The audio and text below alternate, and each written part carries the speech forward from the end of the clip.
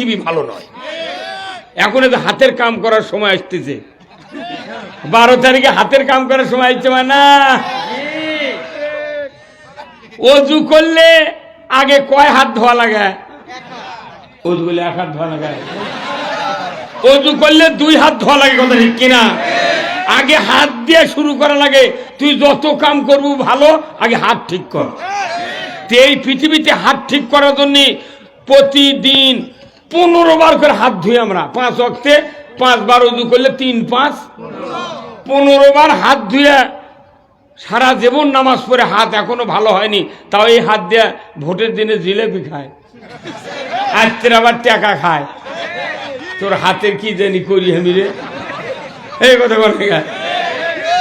হাত ঠিক, পৃথিবী ঠিক। এই আল্লাহ যত মালামাল আমাকে মাথার থেকে পাওয়া পর্যন্ত দিয়েছেন, প্রত্যেকটি অঙ্গের দাম হিসাব করে দেখেছি 270 কোটি টাকার মাল আছে আমাকে। জিবার ঠাকান, জিবা বলে দিবি কোন পরীক্ষা ছাড়াই যে এটা লেবু, এটা কাঁচামরিচ, এটা আদা, এটা এলাচ, এটা দই, এটা মিষ্টি। আসেনি এমন মেশিন কারু?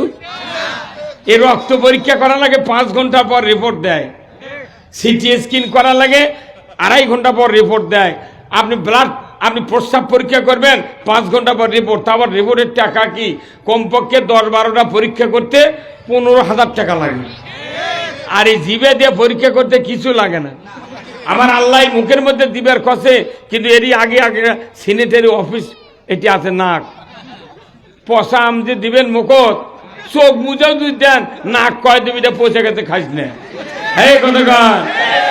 এই যে যতগুলি অঙ্গ আছে, সমস্ত অঙ্গর ভেতরে সবচেয়ে দামি অঙ্গ হলো 2 হাত। কয় হাত? হাত তোলেন তো দেখি, কয় হাত?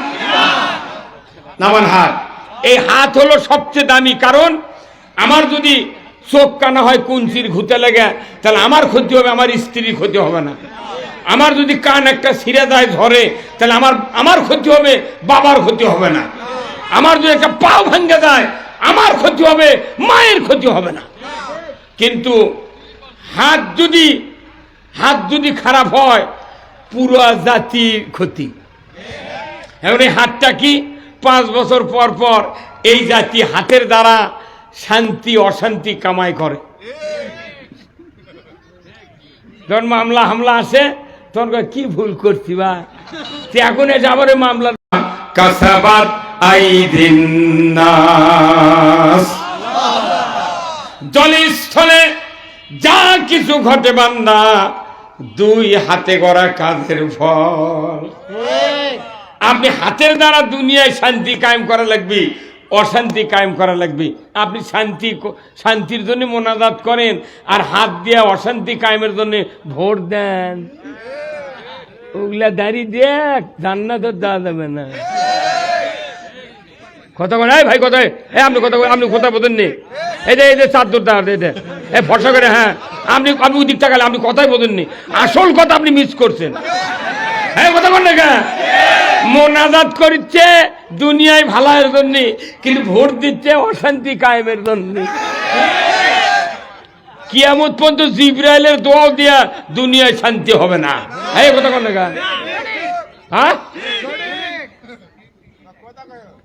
বক্তৃতা এত করা লাগবে না।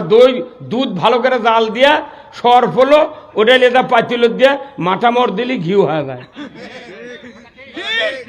কোরআন এইরকম একটা কিতাব, এরই ভেতর সব মাল আছে, সেটা জায়গায় জায়গায় বসা লেগে যাতে শান্তি হবি। কোরআনের যতগুলো কথা আছে জায়গায় জায়গায় বসার লাগবে। ব্যাংকের আয়াত ব্যাংকে, মসজিদের আয়াত মসজিদ, ওই বিচারকের কোর্টের আয়াত কোর্টত, জুম্মার আয়াত জুম্মিদর, চাষাবাদের দেওয়া লাগবে। সব জায়গায় ভিন্ন ভিন্ন বক্তব্য আছে। এখন আপনি কোনো বক্তব্য কোনো জায়গায় না দিয়া খালি সমানে তসবি ঠেলি তৈরি করছে, আল্লাহ তুই দুনিয়ার ভালা দে, তোর আল্লাহ জীবের কর, ও লাখশিটাই আরে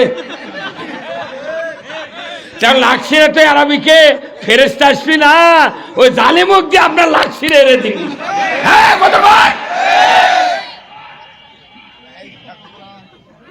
আল্লাহ রসুল 10টি বছর কোরআন দিয়া 12.5 লক্ষ বর্গমাইল শাসন করেছেন। জোরে করে আল্লাহু আকবার।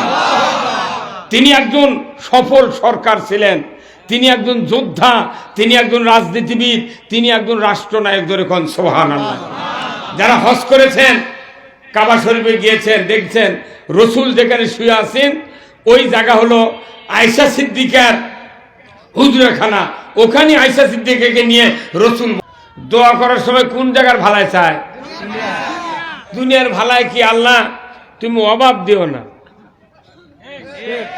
এই পৃথিবীর একটা মানুষও নাই যে কোনদিন একবার দোয়া করেছি যে আল্লাহ তুমি গরিব করো। খালি একটাই মানুষ, তিনি হলেন রসুল। উনি বলছেন যে আমাকে দুনিয়ায় গরিবী হালতে রাখো আর কিয়ামতের ময়দানে গরিবদের ভেতর থেকে উঠো। এই এক রসুল ছাড়া সবাই বিয়ে করার পরের দিন থেকে আল্লাহ আমি তার কোটিপতি হওয়ার পারি, কিন্তু সকালবেলা পান্তা খাবার দা দেখে চোঙ্গাত লবণ নেই। কথা কন দেখে, তাহলে কেউ কি গরিব হবার চায়? কিন্তু দোয়া করে আল্লাহ তুমি দুনিয়ার ভালাই দাও, আখিরাতের ভালাই দাও, আর জাহান্নাম থেকে মুক্তি দাও। এই তিনটা কথা, এটাই হলো মানুষের জীবনের সাথে অঙ্গাঙ্গি ভাবে জড়িত। দুনিয়ার ভালাইয়ের কথা বলে, কিন্তু দুনিয়ায় যে কিভাবে ভালো হবে সেই কোরআনে আছে না নাই? কিন্তু এই কথা কবার গেলি কয় হুজুর এগুলা কবেন না। কোনটা কয়া লাগবে? ওই কব্বরের ভেতরকার কথা বলে। এই পৃথিবীর এমন একটা আচরণ হয়ে গেছে যে দুনিয়ার কথা শুনলি মানুষ এখন ভয় করে।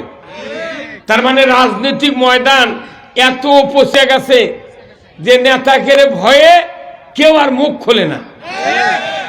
বাংলাদেশ এমন হয়ে গেছে দেখা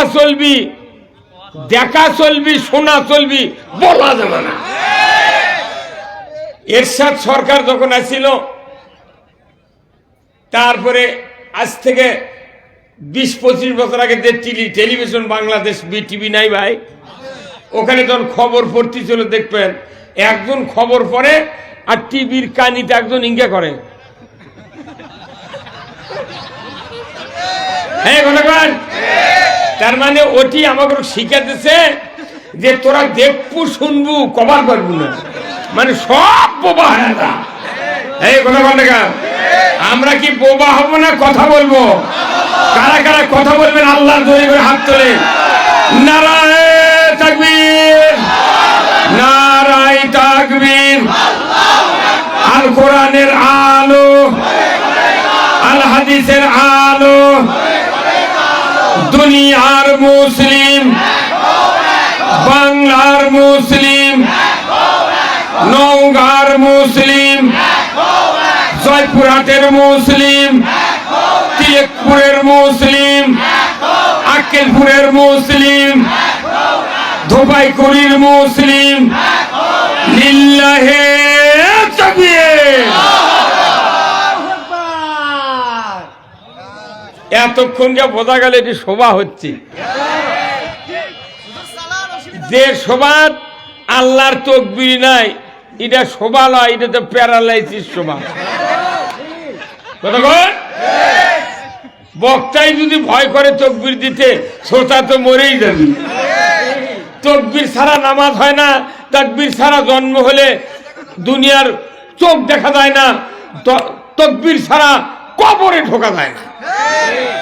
এই তাকবীর হলো, আল্লাহ বলেছেন এই তাকবীর তোমাদেরকে শুনতে হবে জন্মের সময়, মৃত্যুর সময় শুনে কবরে যেতে হবে। সেই তাকবীর তো আল্লাহু আকবার। এই তাকবীর প্রতি বছরে একটা করে মসজিদে 1825 বার হয়। কতবার? আল্লাহু আকবার ধ্বনি এ আজান হয় একটা করে মসজিদে প্রতি বছর 1825 বার। 1825 বার একটা গায়ে যদি 400 মানুষ থাকে, এই 1825 বার শুনলো, শুনে শুনে দেখা গেল বছর অন্তর কেবল গিয়া 12 জন 5 ওয়াক্ত নামাজ ধরছে। তা আবার কি ইমামের বেটাও ধরেনি, মুয়াজ্জিনের বেটা ধরেনি, মোতাল্লির বেটা ধরেনি, হাজির বেটা ওযুই করেনি। কি কথা বলছেন না? কি লাভ? কি লাভ হচ্ছে? এই পৃথিবী আমরা দোয়া করতেছি, রব্বানা আতিনা ফিদ দুনিয়া হাসানা ওয়া ফিল আখিরাতি হাসানা ওয়া কিনা আযাবান নার। এটা হলো বক্তৃতার হেডলাইন, কোরআন শরীফের হেডলাইন। এটা পুরা কোরআন, রসুলের জীবন, পুরা রসুলের জীবনের আদর্শ যা আছে, আল্লাহর কোরআনে যত বক্তব্য আছে, এই মোনাজাত হলো হেডলাইন। হেডলাইন যদি না বুঝি, পেপারের মধ্যে কার বক্তৃতা বোঝা যায় না। দেখবেন একটা হেডলাইন আছে কি, সকালবেলা ডক্টর ইউনূস বক্তৃতা দিয়েছে, আগামী নির্বাচন এমন নির্বাচন হবে পৃথিবীর ইতিহাসের বিরল নির্বাচন। কেউ যদি দুর্নীতি করে ভোট দিতে আসে, তার ঠ্যাঙ্গের লালা থাকবে না। এটা যদি ডক্টর ইউনূস বলে আজকে 5টার সময়, কালকে পেপারের হেডলাইনে হবি যে ডক্টর ইউনূসের হুঙ্কার মারা আদেশ। কতক্ষণ দেখা? তাহলে এই হুঙ্কার মারা আদেশ যখন মানুষ পড়বে, কি করলো দেখি তো, তখন ওই পুরো পেপার ওই হুঙ্কার মারার নিচে সামান্য 5-6 লাইন লেখা আছে, নিচে আবার লেখা দিয়েছে 3য় পৃষ্ঠার 4 কলাম। ওইখানে পড়ার পর আবার লেখা দিয়েছে 11 পৃষ্ঠার 6 কলাম। মানে ওই বক্তব্য পড়তে পড়তে গোটা পেপারই যাতে খোদা হয়ে যায়। হ্যাঁ, কতক্ষণ দেখা? তাহলে কোরআনের হেডলাইন হলো, রসুলের জীবনের হেডলাইন হলো রব্বানা আতিনা ফিদ দুনিয়া হাসানা ওয়া ফিল আখিরাতি হাসানা ওয়া কিনা আযাবান নার। তার মানে, হে রব, তুমি আমাদেরকে দুনিয়ার ভালাই দাও। সুবহানাল্লাহ। কিসের ভালাই? দুনিয়ার। এবং আখিরাতের ভালাই দাও, এবং জাহান্নাম থেকে তুমি মুক্তি দাও। এই 3টে হেডলাইন বাংলাতে বলার পর বুঝতে পারেননি? তাহলে দুনিয়ার যদি ভালাই চান, তাহলে ভালাই দেওয়ার মালিক কে? আখিরাতে যদি মুক্তি চান, মুক্তি দেওয়ার মালিক কে? জাহান্নাম থেকে বাঁচানোর মালিক কে? এই 3টে হেডলাইন পুরো কোরআন হাদিস পড়ে, নবীজির জীবন আদর্শ মানে কবরত গেলে তার দুনিয়াতে শান্তি হলো, আখিরাতেও মুক্তি। কিন্তু আপনি যে হেডলাইন যদি না বোঝেন, সারা জীবন বক্তৃতা শুনে লাভ হবে না। কিন্তু মসজিদের ইমাম যারা আছে, তারা এগুলো হেডলাইন তো মসজিদত কয় না, না করার কারণে জনগণ কিছুই বোঝে না। যে বক্তৃতা আরবিতে দেওয়া হয় খুতবা, এই বক্তৃতা যদি বাংলা বুঝতো, বাংলা যদি ইমাম সাহেব বলে দিত, আমাদের এত বক্তৃতা করা লাগতো না। কি ভাই? এই জন্য আসুন আমরা সেই আল্লাহর শুকরিয়া আদায় করলাম, জোরে কোন আলহামদুলিল্লাহ।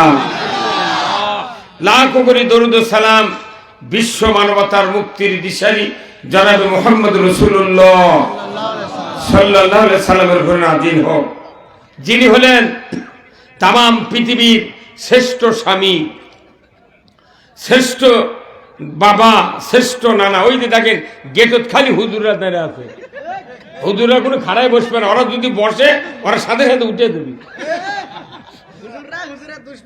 না, দুশ্মন নয়। ওখানে দাঁড়িয়ে থাকার কি দরকার? সবাই আজ মাহফিলে বসা লাগবে।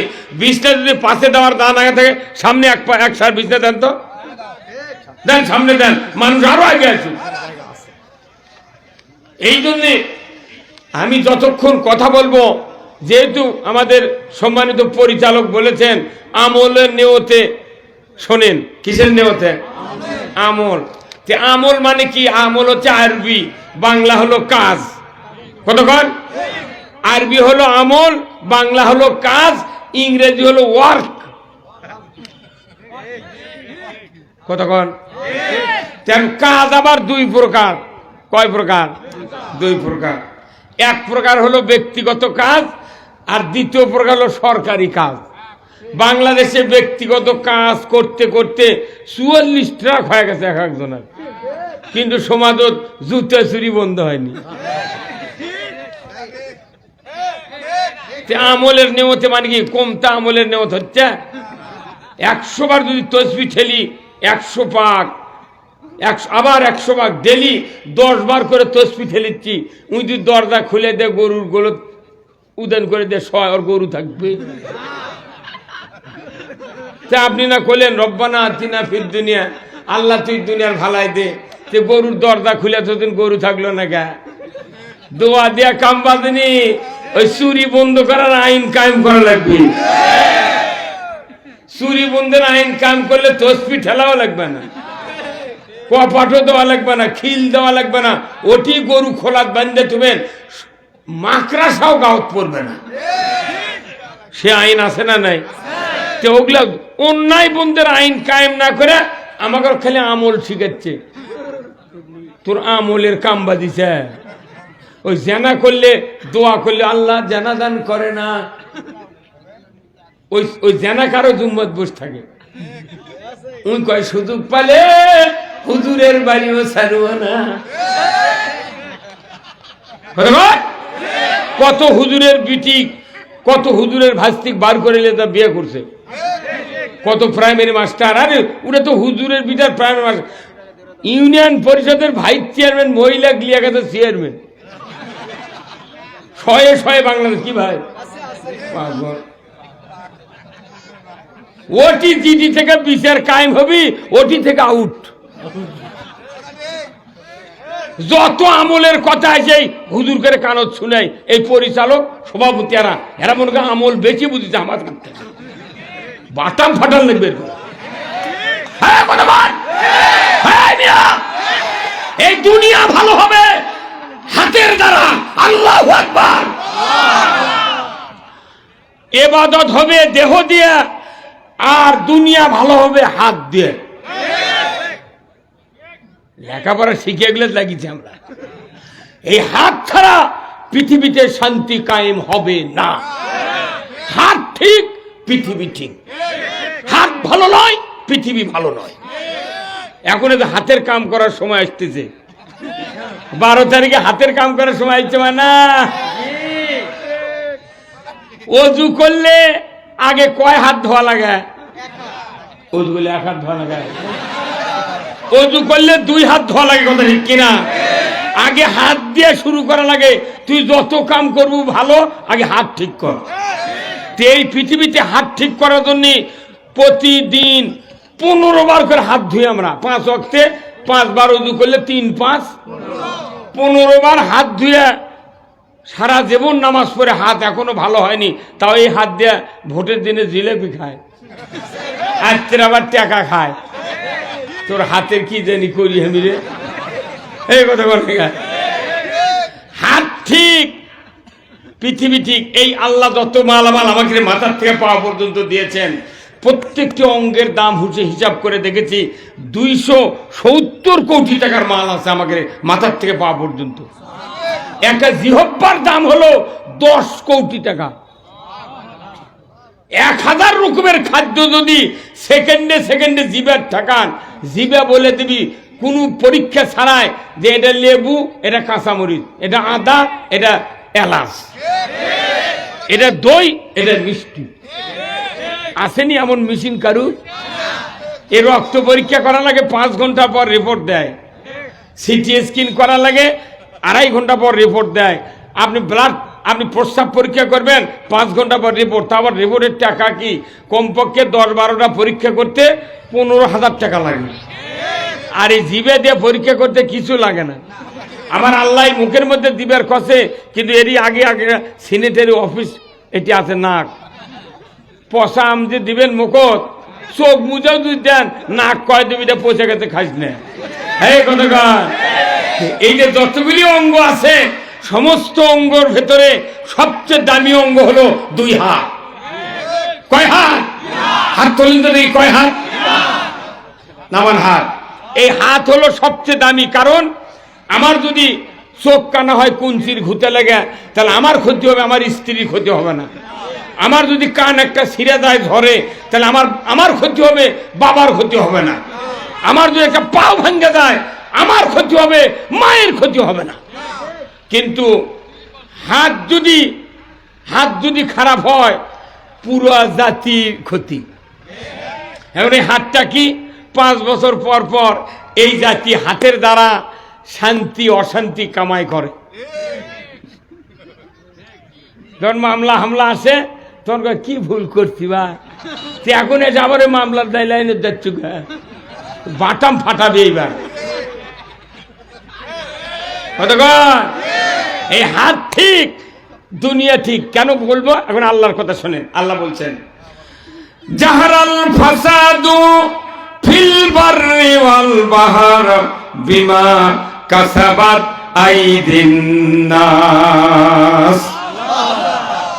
জলস্থলে যা কিছু ঘটে বান্দা 2 হাতে গড়া কাজের ফল।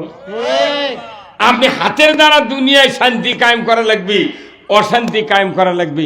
আপনি শান্তির জন্য মোনাজাত করেন আর হাত দিয়ে অশান্তি কায়েমের জন্য ভোট দেন, ওগুলা দাঁড়িয়ে দেখ জান্নাত দেওয়া যাবে না।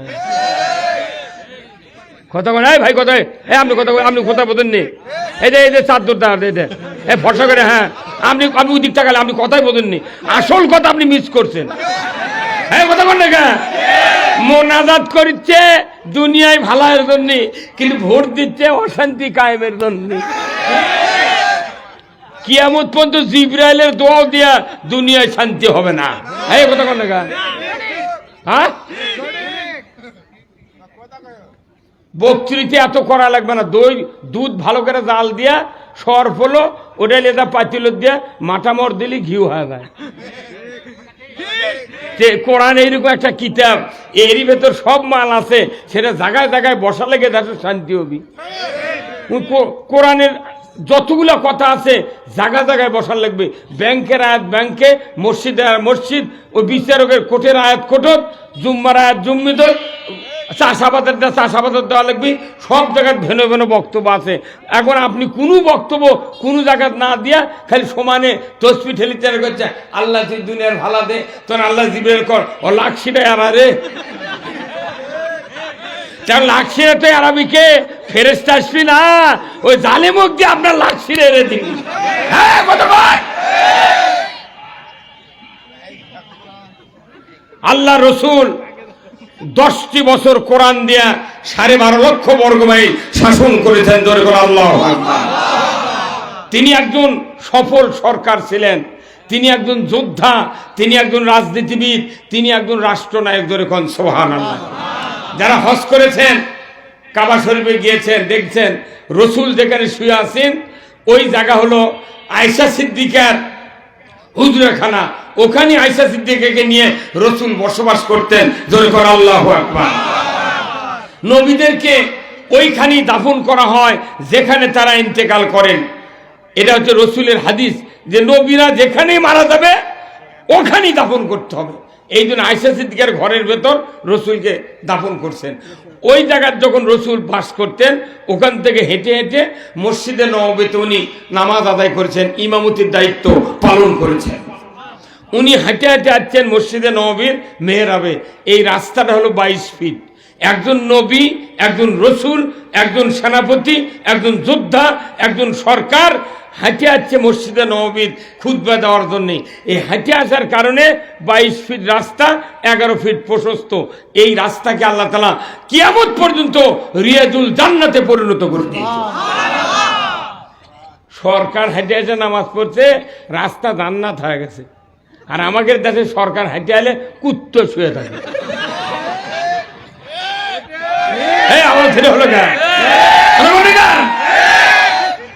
কোন মন্ত্রী যদি আসে তাও কমপক্ষে ঢাকার থেকে 400টা গেট বানায় এই আক্কেলপুর পর্যন্ত। আবার মাঝে মাঝে পুলিশ পাহারা দেয়, কিছু সময় পুলিশ এই গালিচা আলোক করে দেখে বোমা টোমা আছে নাকি। আবার কুত্তর গলার দড়ি লেগে দেখে সঙ্গে কিছু আছে নাকি। হ্যাঁ না, আপনি মনে করছেন সরকার ইমামতি করার যোগ্য? আল্লাহ বলেছেন তো। মাশাআল্লাহ, আমাকে একটা দুশ্চিন্তা দূর হয়ে গেছে। দুশ্চিন্তা কি? আমাদের তিনবারের প্রধানমন্ত্রী মরহুমা খালেদা জিয়া ছিলেন। উনি নর্মালি অসুস্থতার কারণে, বার্ধক্যজনিত কারণে উনি দুনিয়ার থেকে বিদায় হয়েছেন। আল্লাহ ওনাকে জান্নাতুল ফেরদৌস উচ্চ মোকাম দান করুন। আমরা ওনার জন্য দোয়া করি। কেন দোয়া করি? উনি কোন আলেম ওলামার হাতে হ্যান্ডকাপ পরান নাই, ওনার কথার ভিতরে কোন উগ্রতা ছিল না। উনি ছিলেন, এবং শহীদ জিয়াউর রহমান প্রেসিডেন্ট ছিলেন ভারত বিদ্বেষী। ভারতের সাথে আতাত করার উনি বিরুদ্ধে ছিলেন। ওই জন্য ওনাদের পরামর্শে ওনাকে বিনে 2 কোটির মামলা দেয়া কত বছর জেলত ছিল। 2 কোটি একটা টাকা হলো গেরে করছে না, ওকে আজকে চলে গে তুই দুয়ার খোলা বাবু। তাহলে ইনি মারা গেছেন, আর একজন চলে গেছেন, তাহলে 2 জনই নারী না। দীর্ঘদিনের আমাদের দেশে নারী প্রধানমন্ত্রী ছিলেন। এইবার এসে আল্লাহকে মাথার থেকে পাথর নেমে দিয়েছে কতক্ষণে খেরা।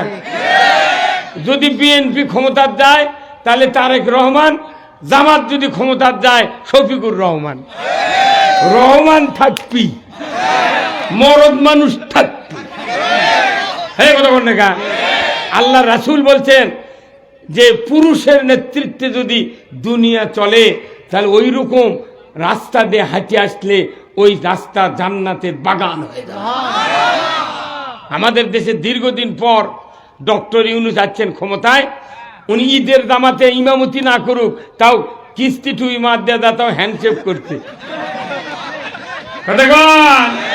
ওই মরদ মানুষ হওয়ার কারণে বাংলাদেশের আলু এতই আবুল আবুল দাম কমে গেছে, এতই পেঁয়াজের উৎপন্ন হচ্ছে। বাংলাদেশে কোনো জিনিসের অভাব নাই, খালি একটার অভাব, সৎ লোকের অভাব।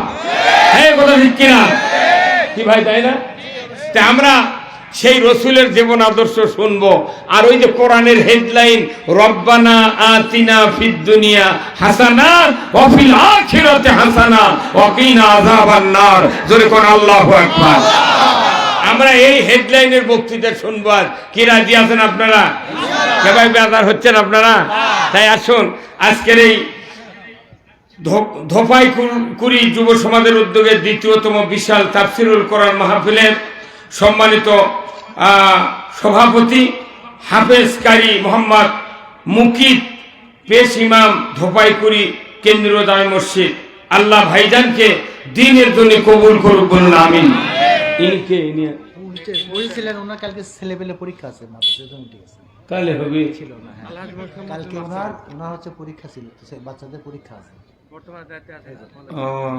আচ্ছা, প্রধান অতিথি আপনাদের এই গ্রামেরই কৃতি সন্তান জনাব মোহাম্মদ ইয়াসিন আলী নান্নু ভাই, সাধারণ সম্পাদক 4 নম্বর তিলকপুর ইউনিয়ন বিএনপি, নওগাঁ সদর, নওগাঁ। আল্লাহ আমার এই নান্নু ভাইকে উমারের মতো যোগ্যতা দিক, বলুন আমিন। উনি, আমি বহু জায়গায় সভা করে 48 বছর পড়িছে, মিম্বর এগুলো কত কয় আমি জীবনই শুনিনি। আর মিম্বর আজ শোকত পেল যে মিম্বর মানুষের বেটা বেটি মাদ্রাসাত পড়ে, ওরা তো চাকরির খোঁজে বেটা করছে, তোরা ক্রিকেট খেলা শেখ, না মেডিকেলে পড়, না বল খেলা শেখ, এটা কিছু কর রে। কিন্তু আমার এই ভাই তার মেয়েকে দাখিল পাশ করাছেন, আবার একজন আলেমের সাথে বিয়ে দিয়েছেন, আবার বেটা হাফেজ বেনা 5 বছর হলে পড়তেছে ঢাকা। কোন বাজার? কেরানীগঞ্জ পড়তেছে, কেরানীগঞ্জ জামিয়াতুল আবরার মাদ্রাসায়। আল্লাহ ওনাকে আরো বড় ধরনের আলেম হওয়ার তৌফিক দান করুন। ইনি যখন একটা মিম্বরের বেটা যখন আলিম হবি, এই মিম্বর আর কোনদিন কোন মৌলবী রাজাকার জঙ্গি কবে না। এমপির বেটা যখন আলিম হবি, উই আর রাজাকার জঙ্গি কবে না। মন্ত্রী বেটা যখন হবি হাফেজ আলিম, তখন উই আর কবে না।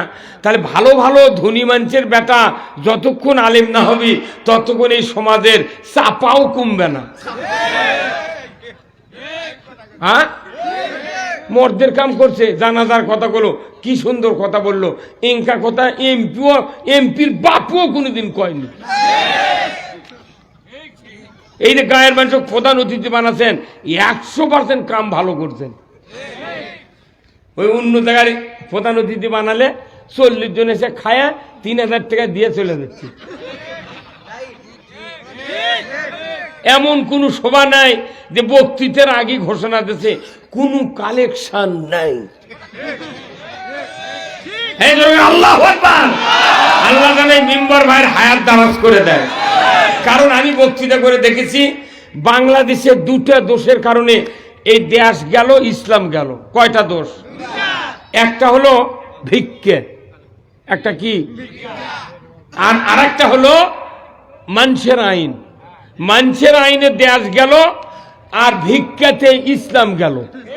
কারণ একটা ডিসির পাশে একটা চৌকিদারও কোনোদিন নামাজ পড়ে। ভাই থামেন, কি কথা কোনটা? একটা ডিসির পাশে একটা চৌকিদারও কোনোদিন নামাজ পড়েনি। অথচ এই যে মুফতি সাহেব, মুকিত ভাই, এনার পাশে কমপক্ষে 400 জন মানুষ শুক্রবার নামাজ পড়ে। ঈদের দিনে একটা ইমামের পাশে কমপক্ষে 2-3 হাজার লোক নামাজ পড়ে। যে ইমামের পাশে 200 জন 2-3 হাজার লোক নামাজ পড়ে, সেই ইমামক দিয়ে ডিসির বাপের বিয়ে পড়ে এলেছে, লাইনে টিওনোর বাপের বিয়ে পড়াছে, এমপির বাপের বিয়ে পড়াছে। তাহলে যে বিয়ে পড়ালো মুন্সি, এই জুম্মার মুন্সি ডিসির বাপের, ওই ডিসির আবার জন্ম হলো। সেই ডিসি লেখাপড়া শিখে উই বেতন পায় 1.5 লাখ টাকা, ওর বাপের দায় বিয়ে পড়াছে, তাই বেতন পায় 1000 টাকা।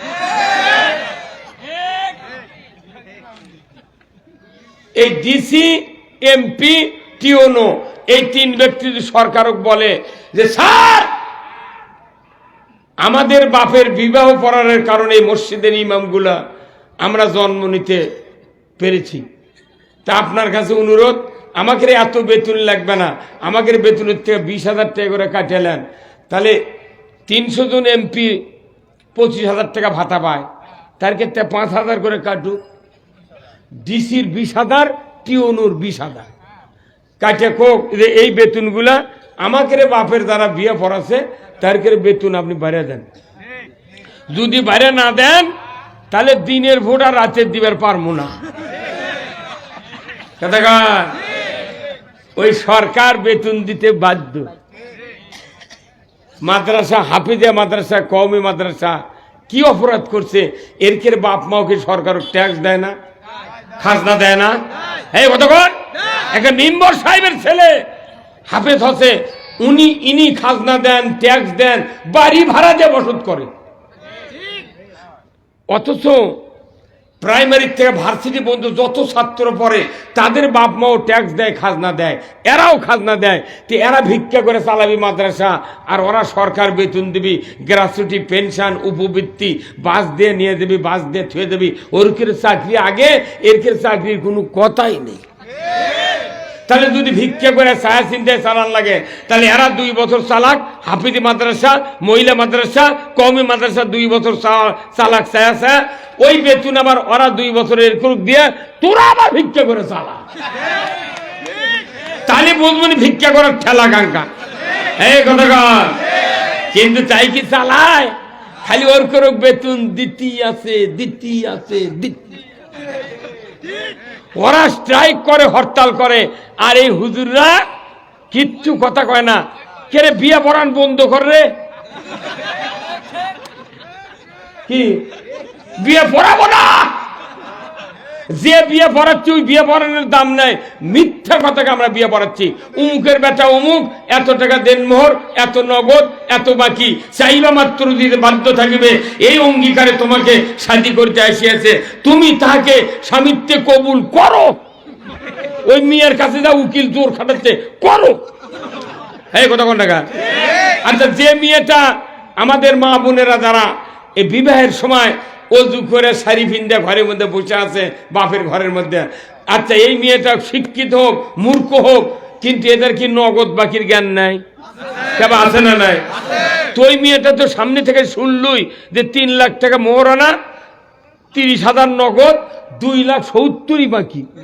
তুই তো শুনলুই, তখনই তো ওই মেয়েটা বললো হনি না, বাকি কবুল বলবো না। তাহলে ওই পরের পালসার মিস, দুপুরে খাওয়াও। এই কথা কোন টাকা? আচ্ছা, এইভাবে যদি এই তিলেকপুর ইউনিয়নের 10টা মেয়ে যদি 10টা বরফ যদি ঘুরে দেয়, 11 নম্বর পর্যায়ে বিয়ে করে আসবি, ই কবি বাপক আব্বা 2 শতক জায়গা বেচে আমার পকেটত দাও, আমি মিয়া মানুষের শাড়ি খাবার পারবো না। তাই হ্যাঁ কত কর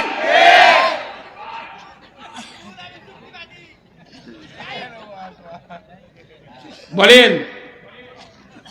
এই যে বিয়েগুলো হচ্ছে, যে মেয়েটা ওই মেয়ের বাপ 18 বছর লালন পালন করলো সুন্দরভাবে, একটা জান্নাতি নিয়ামত, মায়ের জাতি জান্নাতি নিয়ামত, আল্লাহু আকবার। জীবন যৌবন সংসার সন্তান দেওয়া যত কিছু করার দরকার সব মেনটেন করে এই জাতি, জান্নাতি নিয়ামত। এত বড় একটা সুন্দর মেয়েকে কালো হোক তাও হাত পাও বেলানের লাগান কি, এই মেয়েটা 18 বছর পাইলে তুই কোন বাপরে বাটপার, তুই বরের হাতত বাকি দিল। এই মেয়ের বাপ যদি একটা গরু কুরবানি হাতত নিয়ে যায়, 1.5 লাখ টাকা দাম মিটে, এই মেম্বার সাহেব যদি কয় ভাই 50,000 টাকা নাও, যখন তোমার 1 লাখ দরকার আমার বাড়িতে নিয়ে যাও, ওই মেয়ের বাপ কি বাকি দিবে? কেন একটা বকরি খাসি বাকি দেবে, একটা ভেড়া বাকি দেবে? তুই গরু একটা খাসি একটা ভেড়া বাকি দিল না, তুই জান্নাতি নিয়ামত 18 বছর পাইলে তুই মানসুক বাকি দিল কেন? 72 বছর বয়স হয়ে গেছে, বিয়ে করে বুড়ো হয়ে গেছে 72 বছর, এখনো মোহরনা শোধ করেনি, কি লাভ? তাহলে আমাদের মায়েদের জাতিকে বুঝাতে হবে যে মা তোমরা যে বাকিতে তোমাকে বিয়ে করে আনছে, অবশ্যই মাঝে মধ্যে চাওয়া লাগবে। নইমের বাপ তাহলে বাকি আনছো কতদিন আগে, তাই এগুলো টাকা পয়সা দেওয়া লাগবে। বাকি তো দেয়নি, শ্বশুরে কানের জিনিস দিয়েছে তাই বেঁচে আলু লাগাছে, এই কতক্ষণ দেখা লাভ কি হলো? মায়ের জাতিরা, মায়েরা, আল্লাহ রাসূল বলছেন যে বিয়ে বিবাহ করার পর যারা মোহরানা অর্থের বিনিময়ে, সম্পদের বিনিময়ে, জমির বিনিময়ে যারা পরিশোধ করবে না, আমার রাসূল বলছেন কিয়ামতের দিন তারা জানাকারের কাতারে উঠবে। তার আগে বৈবাহিক জীবনের বক্তৃতা করা দরকার, সেই জন্য পুরুষেরও হলো বক্তৃতা, মেয়েরও হলো, এখন দুনিয়ার বক্তৃতা হবে। 2 দিন তো আমরা বিয়ে করছি, এখন সংসার করা লাগবে তো, এখন দুনিয়া শোনেন। আজকে কত মানুষ পরিশ্রম করছে, দুনিয়ার বরকত হচ্ছে না, কেউ খাইতে মরিচ্ছে, উন্নত না। হুজুর আমার দোয়া করুন, হুজুর সংসার কারণ অভাব যায় না। আপনার অভাব অভাব অভাব দুঃখ ক্ষুধা যদি মিটাতে চান, আমার আল্লাহ এর ওষুধ দিয়েছেন কোরআনুল কারিমে। এই আমপাড়ার ভেতরে একটা সূরা দিয়েছে, সূরাটার নাম হলো কোরাইশ। কি সূরার নাম? কোরাইশ। এরা যুবক হন, বুড়ো হন, যে কোনো বয়সের মানুষ হন না কেন, আপনার সংসারে উন্নতি করতে গেলে এই সূরা ভালো করে পড়ে বুঝে আমল করবেন, আপনার সংসার উন্নতি দিয়ে ভরে দেওয়ার মালিক আল্লাহ। আসল বক্তৃতা তো এটা দুনিয়ার উন্নতির জন্য, কথা ঠিক কিনা? আল্লাহ কোরআনে বলছেন লিইলাফি কুরাইশিন ইলাফিহিম রিহলাতাশ শিতাই ওয়াস-সাইফ ফালইয়াবুদু রাব্ব হাযাল বাইত আল্লাযী আত'আমাহুম মিন জু'ইন ওয়া আমানাহুম মিন খাউফ। এটা প্রায় মানুষের জানা সূরা, তাই না?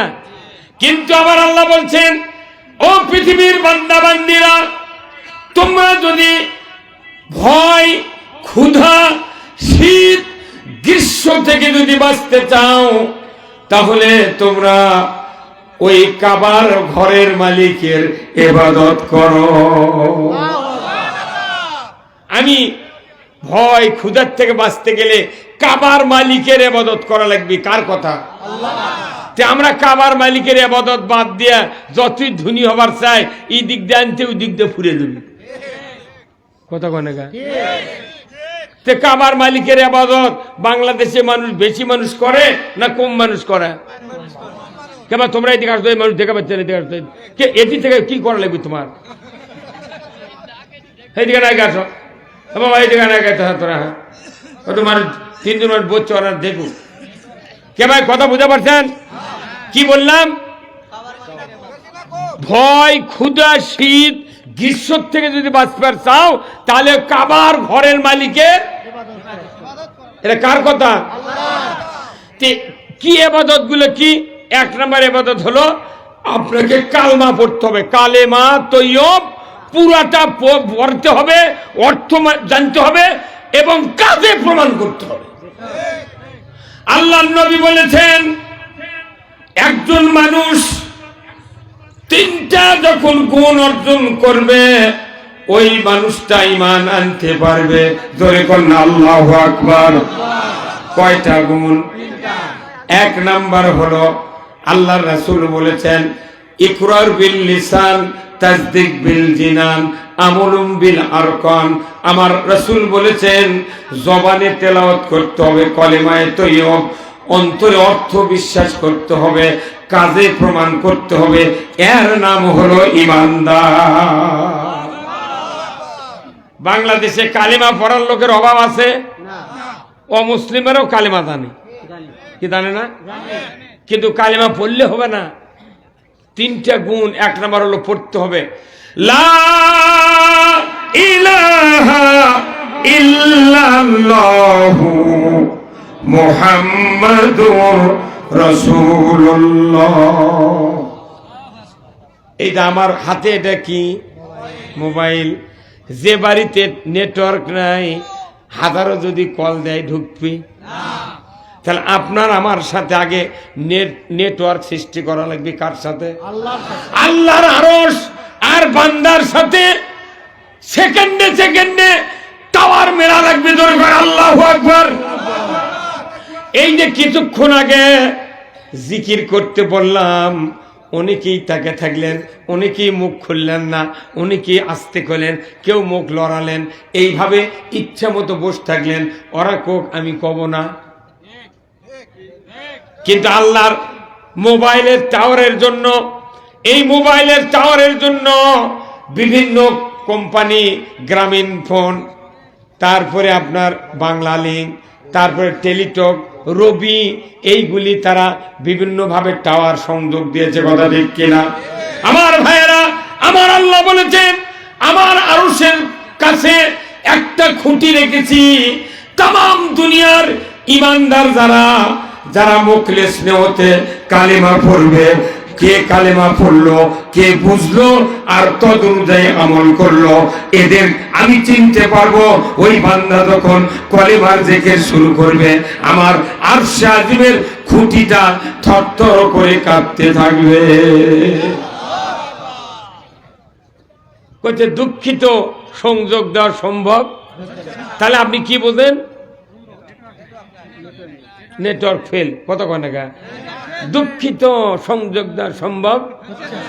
তাহলে বোঝা যাচ্ছে ওনার কাছে টাওয়ার নাই, নেটওয়ার্ক নাই, ঢুকছে না। তো আপনি যদি কালেমা পড়লেন, অর্থ বুঝলেন না, কাজও করলেন না, তাহলে আপনি যখন জিকির করবেন তখন ওই আল্লাহ তো ওই বুঝবে না, টাওয়ার নাই। তো আল্লাহর সাথে সংযোগ রাখার জন্য আগে আপনাকে টাওয়ার ধরার মতো কাজ করা লাগবে। সেই টাওয়ারটা কি একটু পরে বুঝবো। তাহলে আমি বলছিলাম রসুল বলছেন যে আরশে আজিমে একটা খুঁটি আছে, কেউ যদি জমিনে বসে কলেমার জিকির করে সাথে সাথে ওই খুঁটি থরথর করে কেঁপে ওঠে। আল্লাহ বলেন খুঁটি থামো, তুমি স্তব্ধ হয়ে যাও, স্থির হয়ে যাও। তখন খুঁটি বলে আল্লাহ ও রব, ওই যে ধোপাই করি জান্নাতের বাগানে হাজার হাজার মুসলমান নর নারী দুনিয়ার কল্যাণ এবং আখিরাতের মুক্তির উদ্দেশ্যে কোরআনের কথা শুনে তারা আল্লাহ আপনার তৌহিদের কালেমার জিকির করছে। ওগো আল্লাহ, আমি তখনই থামবো যখন ওই বান্দা বান্দের তামাম জীবনের গুনাহ আপনি মাফ করে দিবেন। তাহলে আল্লাহর কাছে আরশের খুঁটি আছে। আল্লাহ নিজে বলতেছেন যে ওখানে তো জিকির হচ্ছে, খুঁটি বলছে আল্লাহ ওদেরকে মাফ করে দেন, আমি তাহলে থামবো। তাহলে এত বড় টাওয়ার কি কারো আছে? কিন্তু এখানে জিকির করলাম, অনেকেই করলেন না বারে কথা। 1 মিনিট, হাফ মিনিট জোরে জোরে না জিকির করে পারবেন, ওই আরশের খুঁটি কাঁপান লাগবে জোরে। লা ইলাহা ইল্লাল্লাহ, লা ইলাহা ইল্লাল্লাহ।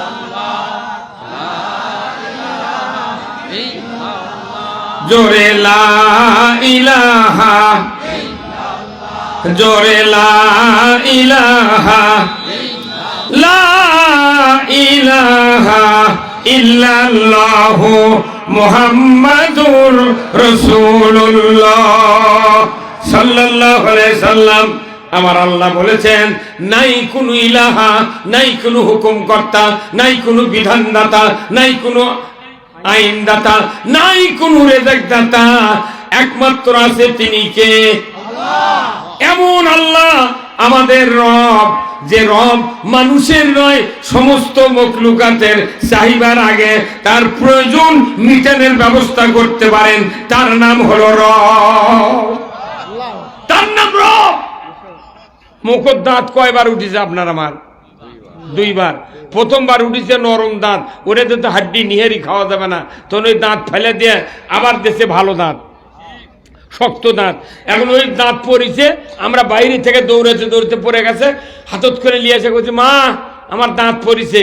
তোর মায়ে শিখাতেছে, মা তুই আর ইন্দুরে খুন্দের কাছে যা, যাই ইন্দুর কয়, ইন্দুর তোর দাঁত আমাকে দে, আমার দাঁত তুইলে। ইন্দুরের সাথে বিনিময় করছি। আচ্ছা কোন তো আল্লাহ তাহলে খুশি হয় না বেজার হয়? আর এক মা কত, মা আমার দাঁত পড়ছে, ওই করছে, মা দাঁত পকরত ফেলে দে, মাছ তোর দাঁত আমাকে দে, আমার দাঁত তুইলে। আচ্ছা তাহলে মাছের দাঁত মানুষের মুখত চলবি, ইন্দুরের দাঁত মানুষের মুখত চলবি? ওই জন্য ইন্দুরের দাঁত যাকে তারকে মুখত আছে, এরা খালি সুদের টাকা খাচ্ছে। হ্যাঁ কথা বল। এই বাংলাদেশে এমন কোন গ্রাম নাই 15.5 লোক কিস্তির সাথে জড়িত নাই। কয় শাক ভাত খাবো না, গোস্ত খা, স্বামীর কথা শুনবো না, ভাঙ্গা করে থাকবো না, ঝড় বাদল মানবো না, কিস্তি দেওয়া বন্ধ করবো না, যায় আন থাকিতে সাহেবের ডিউটি কোনদিন অমান্য করবো না। সারা দেশের গরিব মানুষেরা, যারা গরিবেরা কিস্তির সাথে গেছে, তাদের একানার দোষ নাই, সব দোষ সরকারের। সরকারের দায়িত্ব সুদ হারাম করা। সরকার সুদ হারাম করে না, গরিব মানুষ সুদের কাছে যাচ্ছে, পুরো দায়ভার তার ঘাড়ে বর্তাবে। এই জন্য আল্লাহ রসুল বলছেন, কিয়ামতের দিন আরশের নিচে 7 প্রকার ব্যক্তি জায়গা পাবে।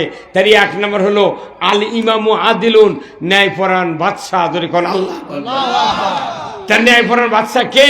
যে সুদ হারাম করবে, চুরি বন্ধ করবে, জেনা বন্ধ করবে, জুয়া বন্ধ করবে, অন্যায় বন্ধ করবে, সিন্ডিকেট বন্ধ করবে, ঘুষ বন্ধ করবে। এইগুলো হলো ন্যায়পরায়ণ সরকার। কিন্তু কোন সরকার তো চুরিও বন্ধ করলো না, জেনা বন্ধ করলো না, কিচ্ছু করলো না, বরং মিয়া মানুষের বল খেলা চালু করলো।